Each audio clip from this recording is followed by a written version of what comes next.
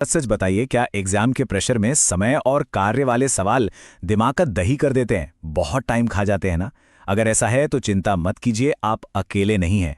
ये सवाल लगते बड़े टेढ़े हैं पर असल में होते नहीं हैं। तो तैयार हो जाइए, अगले बस कुछ ही मिनटों में हम इन सवालों को सॉल्व करने का पूरा टूल किट तैयार कर लेंगे। और हाँ, ये सिर्फ किताबी बातें नहीं होंगी, बल्कि हम वो प्रैक्टिकल स्किल सीखेंगे जो असल एग्जाम में काम आएंगी। तो सबसे पहले सबसे जरूरी चीज, हर सवाल का हल बस एक ही बुनियादी सिद्धांत से निकलता है। कह सकते हैं कि यही वो गोल्डन रूल है जिस पर यह पूरा चैप्टर टिका हुआ है।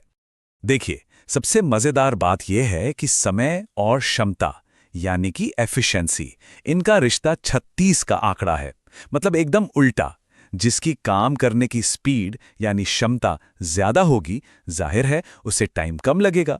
बिल्कुल इस तेज दौड़ने वाले की तरह जो कम टाइम ले रहा है, और ये जो धीरे धीरे चल रहे हैं, इन्हें टाइम ज्यादा लगेगा। बस यही है वो कोर कॉन्सेप्ट। ठीक है, कॉन्सेप्ट समझ आ गया। अब बारी है उस मास्टर टूल की, वो हथियार जिससे ज्यादातर सवाल चुटकियों में हल हो जाएंगे, और वो है एलसीएम मेथड। बस इसको समझ लिया ना, तो समझो आधी जंग जीत ली। तो ये मेथड काम कैसे करता है? बहुत सिंपल है। बस ये 3 स्टेप्स याद रखिए। स्टेप 1, जितने भी दिन दिए गए हैं उनका एलसीएम निकालिए। यही हमारा टोटल वर्क हो जाएगा। स्टेप 2, हर एक इंसान की अलग अलग एफिशिएंसी यानी क्षमता निकालिए। कैसे? टोटल वर्क को उसके दिनों से डिवाइड करके। और स्टेप 3, बस सबकी एफिशिएंसी को जोड़कर फाइनल आंसर निकाल लीजिए। हो गया? चलो एक एग्जाम्पल से इसको पक्का करते हैं। मान लो ए किसी काम को 20 दिन में करता है और बी करता है 30 दिन में। तो सबसे पहले 20 और 30 का एलसीएम क्या होगा? 60। तो ये 60 यूनिट हमारा टोटल काम हो गया। अब ए की इफिशियंसी कितनी हुई? 60 को 20 से डिवाइड करो, आया 3। और बी की 60 को 30 से डिवाइड करो, आया 2। मतलब दोनों मिलकर एक दिन में 3 + 2 यानी 5 यूनिट काम करते हैं। तो पूरा 60 यूनिट काम करने में कितना टाइम लगेगा? 60/5 यानी 12 दिन। है ना एकदम सिंपल। और इस मेथड की सबसे अच्छी बात पता है क्या है? ये कितना भी बड़ा सवाल हो, काम करता है। चाहे 2 लोग हों या 3 या 4, लॉजिक सेम रहेगा। बस तीसरे बंदे की एफिशिएंसी भी जोड़ दो। जैसे यहां ए, बी और सी की टोटल एफिशिएंसी हो गई 13, तो टाइम लगेगा 60/13 दिन। सिंपल। बहुत बढ़िया। अब जब मास्टर टूल हमारे हाथ में है, तो चलिए एग्जाम में आने वाले उन छोटे मोटे ट्विस्ट को देखते हैं। वो घुमावदार सवाल जिन्हें अब हम बड़ी आसानी से हैंडल कर लेंगे। पहला ट्विस्ट जो बहुत कॉमन है, कोई बीच में काम छोड़कर चला गया तो क्या करें? देखिए, पहले ये निकालिए कि सबने साथ मिलकर कितना काम निपटा दिया। फिर उस काम को टोटल वर्क में से माइनस कर दीजिए। अब जो काम बचा वो कौन करेगा? जाहिर है वो जो आखिर तक टिका रहा। बस एक चीज का ध्यान रखना, सवाल ध्यान से पढ़ना कि कुल समय पूछा है या बचे हुए काम का समय।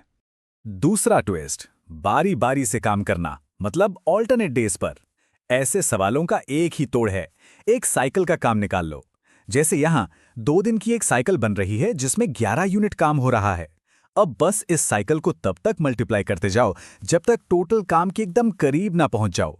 फिर जो थोड़ा बहुत काम बचेगा उसे देखो कि अब किसकी बारी है करने की। तीसरा ट्विस्ट, एफिशिएंसी का रेशियो। यहां पे हमारा गोल्डन रूल फिर से हीरो बनकर आएगा। याद है ना? एफिशिएंसी का रेशियो टाइम के रेशियो का ठीक उल्टा होता है।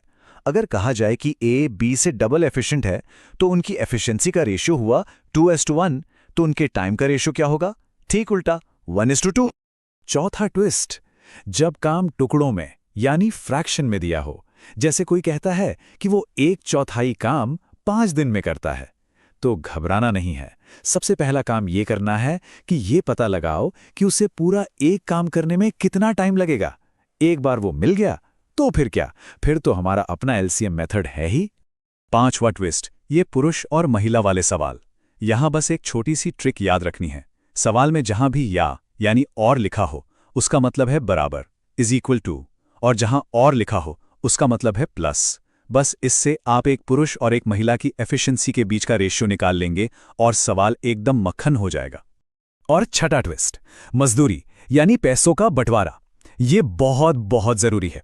हमेशा याद रखना, पैसा हमेशा काम के रेशियो में बढ़ता है, ना कि इस बात पर कि किसने कितने दिन काम किया। हाँ, अगर टाइम बराबर है तो फिर जो उनकी एफिशिएंसी का रेशियो होगा वही उनकी मजदूरी का रेशियो भी होगा।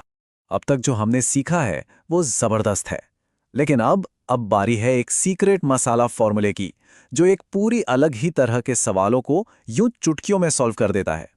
हाँ, जब सवाल में बहुत सारे ग्रुप, दिन, घंटे ये सब दिया हो तो एक ऐसा शॉर्टकट है जो आपका बहुत ज़्यादा टाइम बचा सकता है। ये समझ लीजिए कि ये एक प्रो लेवल टूल है। और ये रहा वो फॉर्मूला, MDH मसाला नियम। ये दो अलग अलग सिचुएशन को कंपेयर करने के लिए एक सुपर पावरफुल फॉर्मूला है।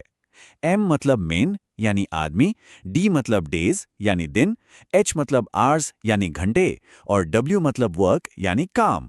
बस इसमें वैल्यूज डालिए और आंसर आपके सामने होगा। क्या बात है, अब हम पहुंच चुके हैं अपने आखिरी सेक्शन पर।